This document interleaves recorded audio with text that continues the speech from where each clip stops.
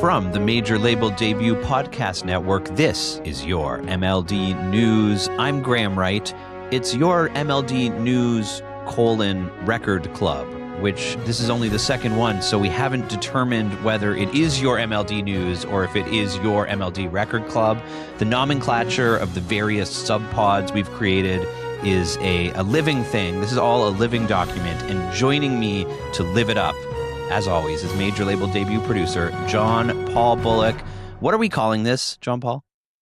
Well, first of all, I do feel happy to be alive. I do feel like I'm living it up. And this is the Record Club. I was going to say, I don't know. To me, all of this stuff falls under the rubric of Major Label Debut, that there is no difference between the Movie Club, which we have exciting future Movie Club news coming with Brett Berg returning to Major Label Debut, the individual interviews that are so expertly executed by you, Graham, and the news and ephemera that is just scooped up in both our arms and carried through the internet into your ears, dear listener.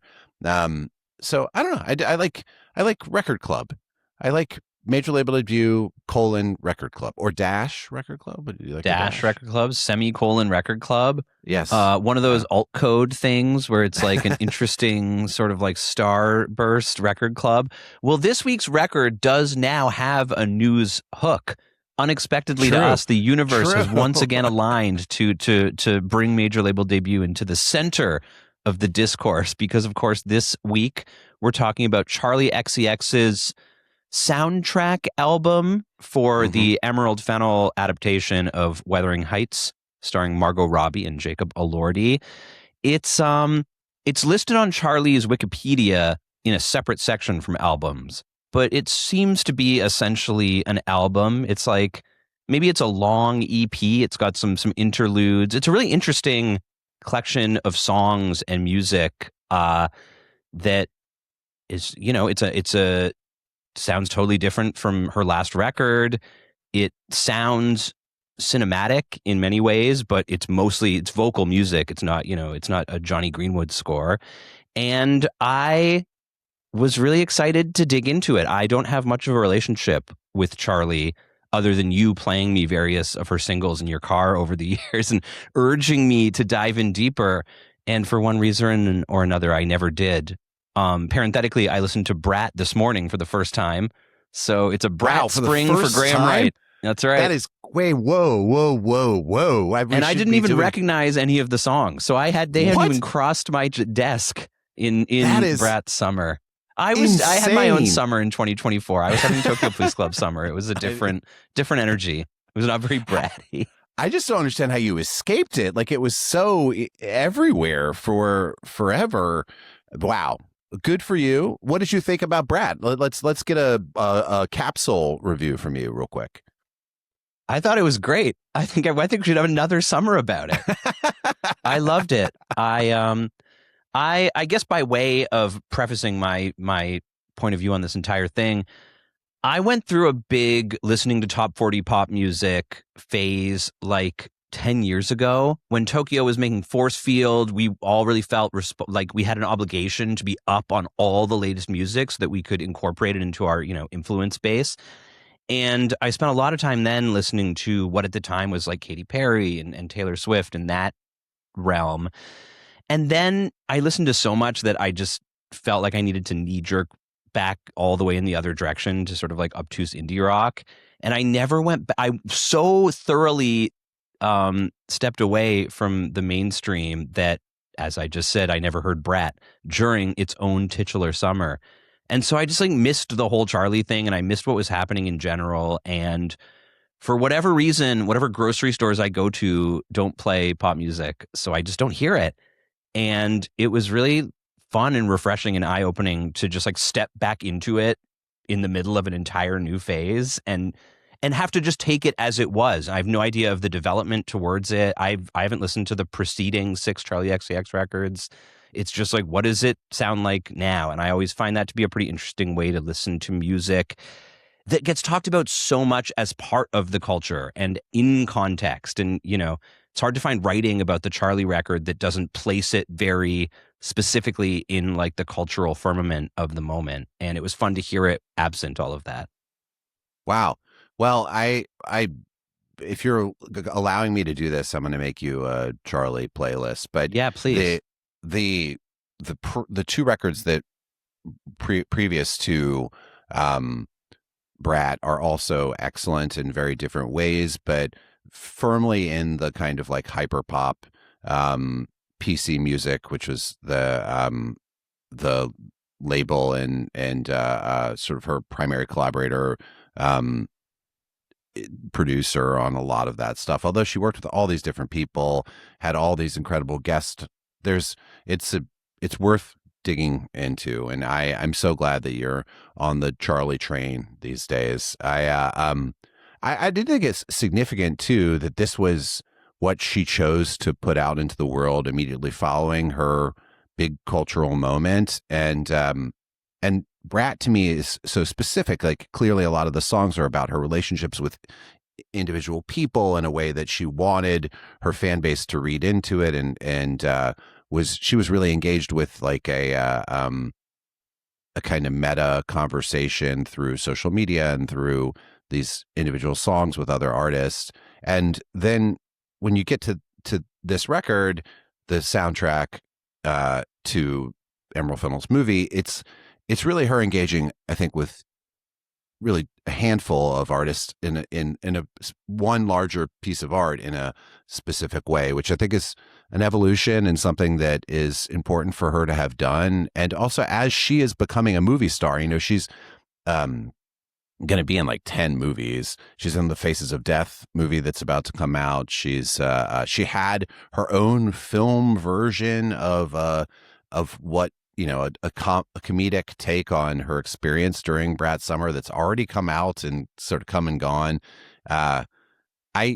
This feels significant to me in terms of her development as an artist, but I also just really enjoyed this album. And there is a real proper score to this movie that was released separately as its own record, and I don't think we need to talk about that. I thought it was quite good, other than to say like this as a companion piece to the film, and as I think it really like served its purpose plus. Like it, in a lot of ways, Charli's music is among the most interesting parts of Emerald Fennell's movie. I think that Alison Oliver's breakout performance as Isabella is maybe my favorite thing about that movie. But I thought that the movie was fine. I think it's the best of Emerald Fennell's 3 movies, and I think that she continues to activate other talented people to help her films get better and better, and this collaboration with Charli is no exception. And I we've set up these record clubs to have 3 moments, right, that we're going to discuss. Basically, it's our favorite song on the record, our favorite lyric, and our favorite moment from the record. And so kicking off from this, Graham, what is your favorite song on this? By the way, the record was released February 13th, 2026 on Atlantic Records worldwide, just in time for Valentine's Day and for the release of the movie to coincide. The movie is also, if you didn't already know, a film version of Emily Bronte's 1847 novel of the same name, Wuthering Heights. My favorite song, and frankly, although I have, in the interest of podding excellence, I have selected different choices for the other categories so as to not be repetitive. But my real answer to all of the categories is just drilling down more and more on Out of Myself. Which sort of lands like right in the middle of the record. Yeah. And to my ears, just is the apex of it, and is sort of where all of the currents that are, the sonic currents and the lyrical currents and the emotional currents just sort of all coalesce in the chorus of this song. And it just, I was speaking a minute ago about my previous relationship with pop music, and at my most open-hearted to the world of, top 40 it's not really bubblegummy anymore, but what is as close as we get to bubblegum pop is sometimes there's just a way that they talk about what they're talking about and it hits the right melody at the right moment with the right chord underneath it. And it just sort of like it hits me from behind, and I think my brain is activated and I'm stroking my chin about the choices they've made and what it says about our culture at large. And then it just takes your feet out from under you. And for whatever reason, it's when it hits that chorus, it's like, you take me out of my bum.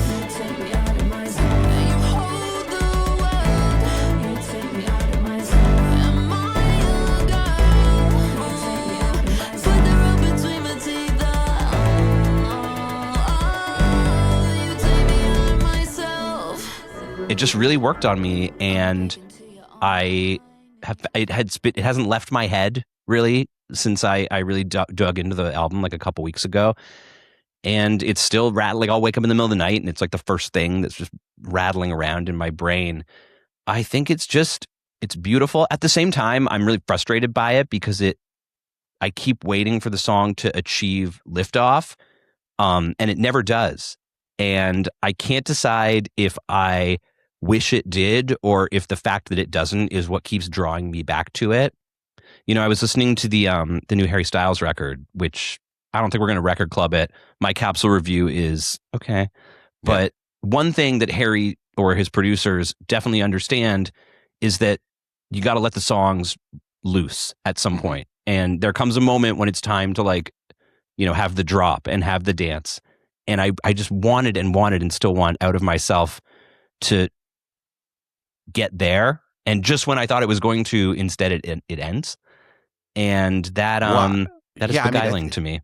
Totally, and it's so much about I do think the form and content of the film is so much about repression and a lot of these the songs often I feel like purposely are edging, don't give you what you want, kind of intentionally so. And my favorite song on the album is the second single, Chains of Love, which to me kind of does the thing you're asking for, which is it's more of a traditional pop song. It's more of a single.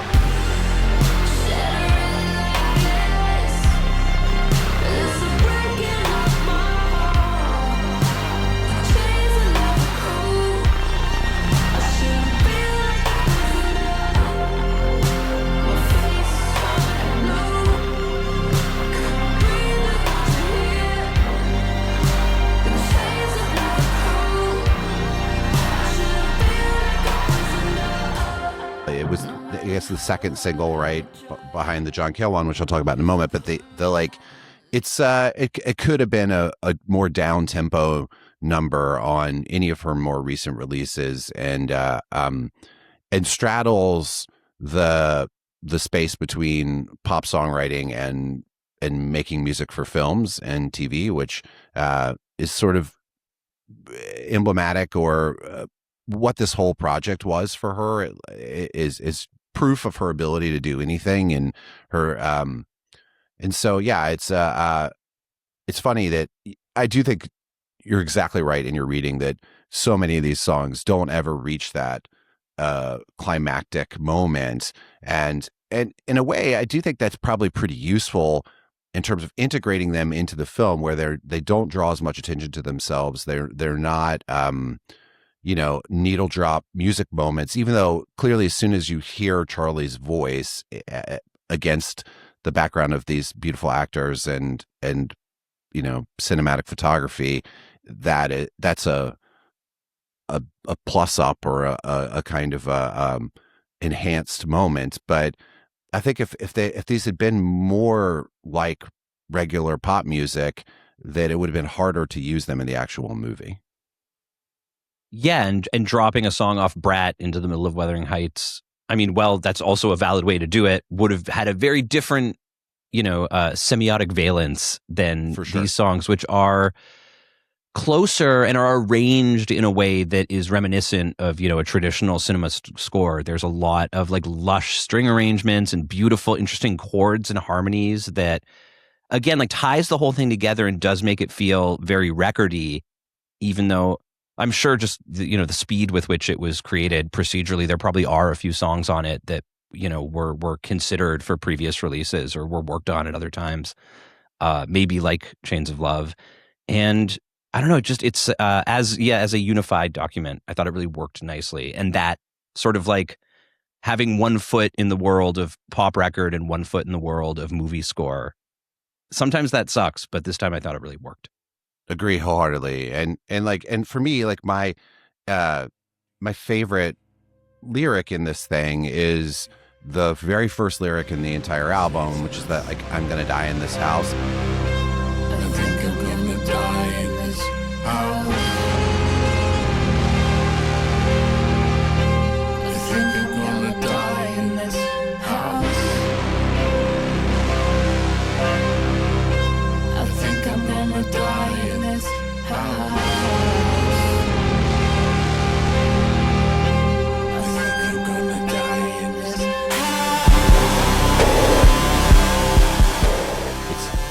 What the character feels, very on the nose, but also, and I think a lot of the film is very, there's not a lot of subtext to what's being displayed in it. It's very overt and it's a big swing attempt at making a big budget populist version of this book from a very, very long time ago. And I totally understand why the decisions were made. And this collaboration with John Cale on that first track of House, and it's like, this is what the main character feels in this moment, and it's kind of worked great for me. I also love the collaboration with Velvet Underground member and avant-garde. It's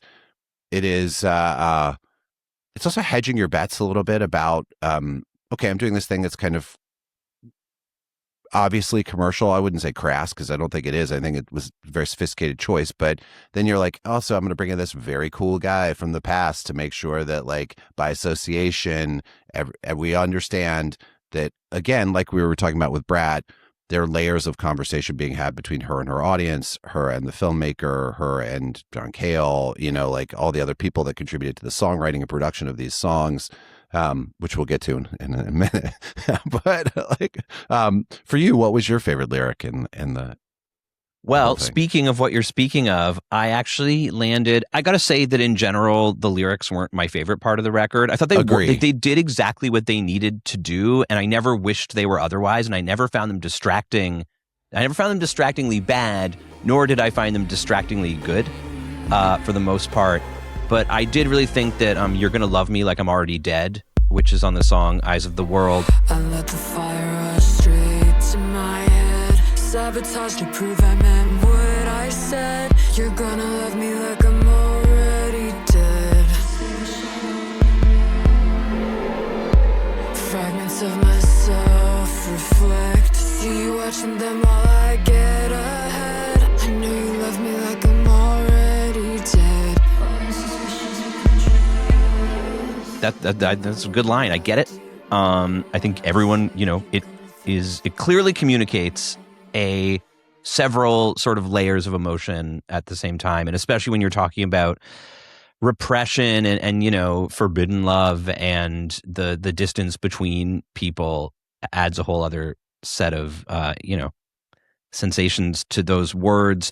They also remind me a bit of a Sky Ferreira lyric, which is potentially, because she potentially wrote it, she's credited on that song, but not on any others. And that's the news hook we alluded to earlier, is that she recently has sort of, I can't tell. It's so hard to say, whether someone made a statement versus like posted on Instagram comments, but she has, under her name, said words to the effect that there was a lot more of her music that was sort of pulled out of the drawer and reinterpreted by Charli and her team or her producers for this record, and it's extremely happening right now. So I don't have any, I don't land on one side or the other, but it's always interesting to see that kind of like the authorship behind these pop records that are made by whole brigades of brilliant experts. And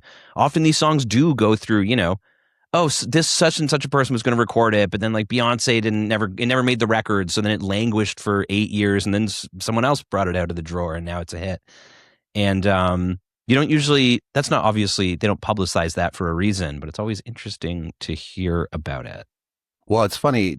Shout out to Randy Ojeda, who talked a lot about how, people do these splits from sessions but then when you think about, okay, it's session on top of session on top of session, and then there are all these contributors, and especially the way that a lot of modern pop music gets written, where you see that there's sometimes 20 or more producers or writers on a song. And it's, the statement from Charli's camp or whatever about this that was just published this morning was like, everyone, like, there are a lot of people involved with this record, and everyone has been properly attributed. Their work they've been compensated properly for it. No one is taking advantage of this. And it's hard to tell whether Sky's comments, which are sort of like, is this a real story? Is this just a thing that outlets like Pitchfork have latched onto to make a big deal out of it? Is she just actually talking the truth, saying like, yeah, I was involved in a bunch of these recordings with Charli? I mean, she's made records with Charli in the past, and so it's not like it's a I just think that my instinct is it's probably malarkey, and that this is not I don't think she's like talking shit or claiming that she's not getting paid or whatever, like that. It's that Sky is one of the two other credited collaborators on this record. She and John Cale, like, is not it's clear she was involved with it. So I'm not sure. And I'm sure there was a bunch of stuff that wasn't fully fleshed out, or pieces of ideas that were kind of smushed around together during. And it's like, yeah, it's as long as you're getting paid and as long as you're in it, it's obviously not Sky's secret record that she did everything for, and that has been. I mean, that's just not it's clearly not the case. Yeah, they didn't mute one vocal track and replace it and then release the thing. But we talk about art and commerce, and this is like commercial art that we're talking about here. And there's tons, as Randy or any lawyer could speak to, there's tons of like regulations and standard ways of doing business in terms of how credit is attributed and how money is distributed and who gets to have their name on a song versus who doesn't. But the reality of that is that's a codification of a process that's just never that neat, and is people in studios in different cities, in different countries, in different years, making different records to different purposes, and pieces of those things are coalescing or, sitting there influencing and then getting muted at the last minute. And there's just, the creative process is so untidy that when it comes out the other end, even if you've crossed every T and dotted every I, legally speaking, as per the letter of the current rules around how music publishing is set up, almost inevitably, when there's hundreds of people involved, someone is going to feel like they didn't get their due. And that's unfortunate and also probably inevitable. Yeah. And again, like, I'm not sure how much she actually really feels that. She didn't put out a statement being like, I was robbed or whatever. It was basically just like, yeah, I contributed a lot to this, and some of my stuff is not like is as present or what. I mean, it's funny too, though. I mean, I do think, like, to get to the final thing, what's your favorite moment in this? Did you say your favorite lyric yet? I did. Yeah, it was "I'm gonna die in this house." Oh yeah, right. Yeah, great lyric. Sorry, that was one of my favorite moments. So I got confused about where we were. Oh, interesting. I like that. I like that we're thinking. Well, it's a very exciting moment. Well, my favorite moment actually was, I pre-ordered this because I'm a Sky fan and I'm a Charli fan, but I'm really a Charli fan. I've seen her before. My wife is Rachel is super into her, like, we have all her records, all that, and have been a fan since she popped off with that Iconopop "I Don't Care, I Love It" song. But we pre-ordered the LP,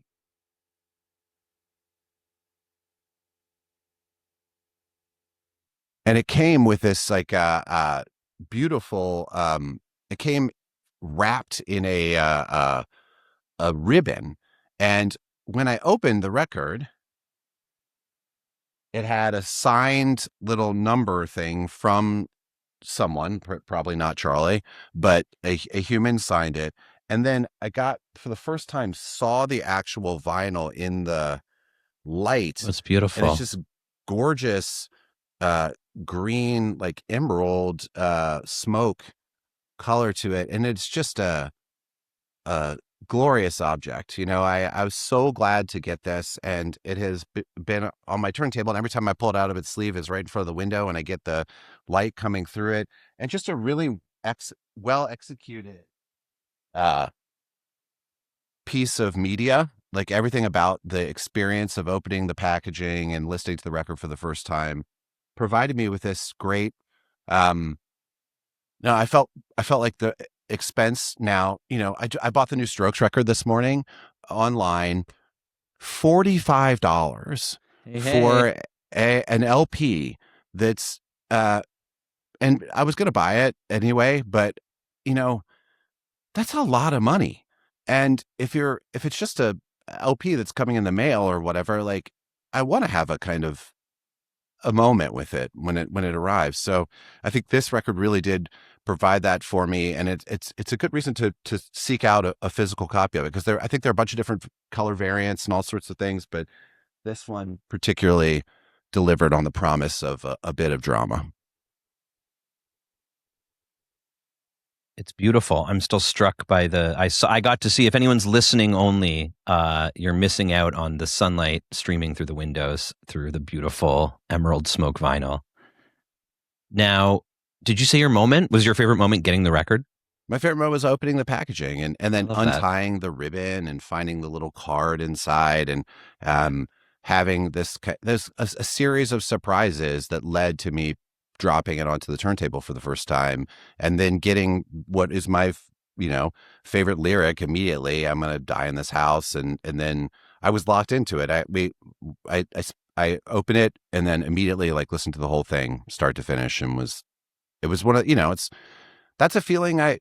You anticipate something, it arrives, and it's better than you could have imagined, and that's how I felt getting this record. And I think, like I said, my favorite moment was also just starting it. I listened to it on Tidal, but it was a surprise, and I didn't have a lot of expectations going in, but I didn't expect a gravelly voiced John Cale spoken word track to kick things off. And then when it climaxes with that lyric and suddenly she's singing along with him, and it goes, it creates this sort of sonic representation of my Marge Simpson flying around as Blanche Dubois descending into madness while the laser light show goes on.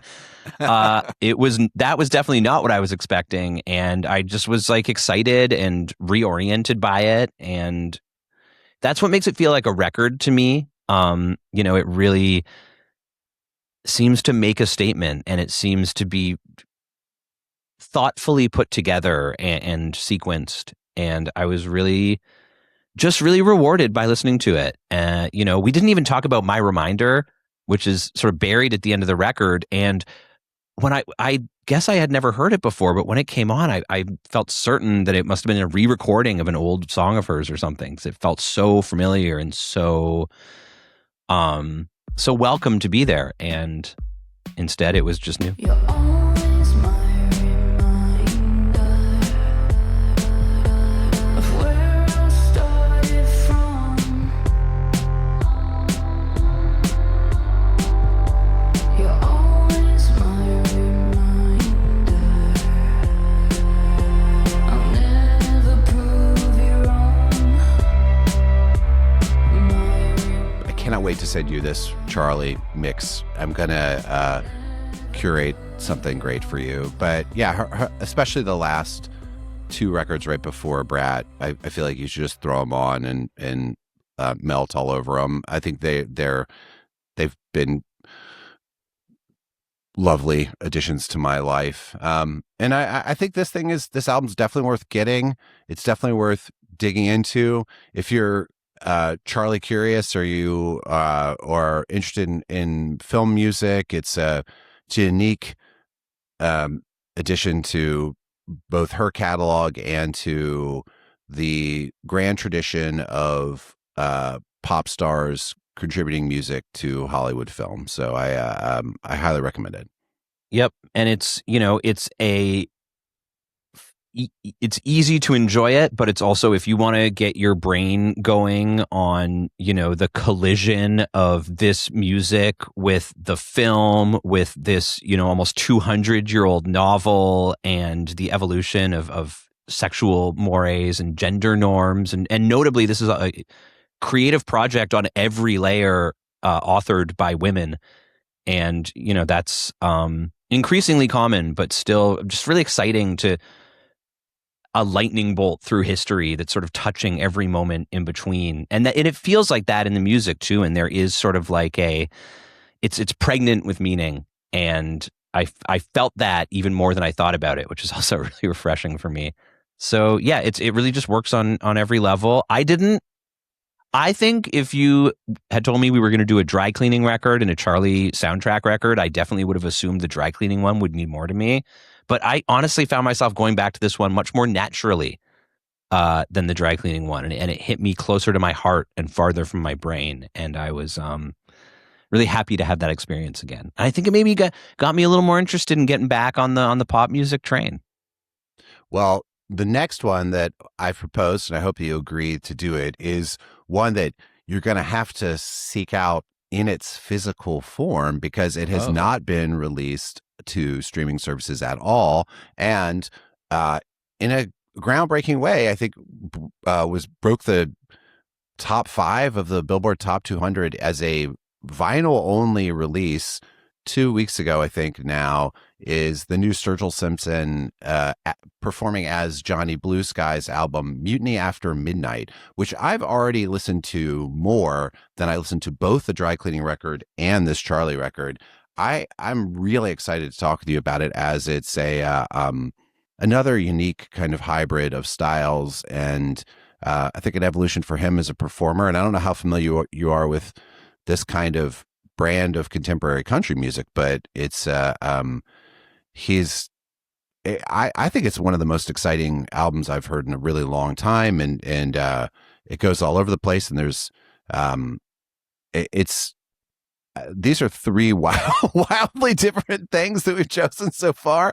But also shout out to Matthew Burley and Alexander Ayers for suggesting this to us. And if you have more suggestions for stuff we should cover in the future, just drop us a line or comment on the video post here on any of the things, and we will definitely consider it. But that Sturgill Simpson record was kind of not on my radar, and then these guys were like, "Oh, you should get this," and I got it, and I've been listening to it every other day since I got it. So it's great record. And it's a big story in the music industry, a physical only release that maybe because of that is this huge phenomenon. And that's, as the ground continues to move underneath everyone's feet, this feels significant. And it's one current that I hope builds into a larger wave. I agree wholeheartedly. All 3. I'm so happy I've purchased all 3 of these LPs, and I hope that y'all will get this Charli record, get dry cleaning record, get Johnny Blue Skies, get so many records, and then build a fort out of records in your house and crawl inside it and go to sleep peacefully and not think about what else is going on in this world of ours. Thank you so much for listening to us talk about this record for half an hour. Graham, this is one of the great joys of my life doing this with you. I couldn't agree more. And when we first started doing these record clubs, I said, I need something to get me into listening to music more and more on purpose and with more focus. And it's really been working, and it's really been rewarding. And lo and behold, turns out this art form that I love so much, it's defined my entire life, still has a lot of relevance and value to me. So if you, dear listener, like me, have been a music lover for so long that you've kind of forgotten what it feels like to love music, whether it's the Charli record, the dry cleaning record, the Sturgill Simpson record, or just a different record. Put on some music with nothing else going on and listen only to the music today. And you may find yourself, like me, being emotionally moved by the power, even now, as an old chunk of coal. So, from one chunk of coal to another. You've never been more young and more beautiful. Thank you. I feel that way because of Charli XCX and Emily Bronte.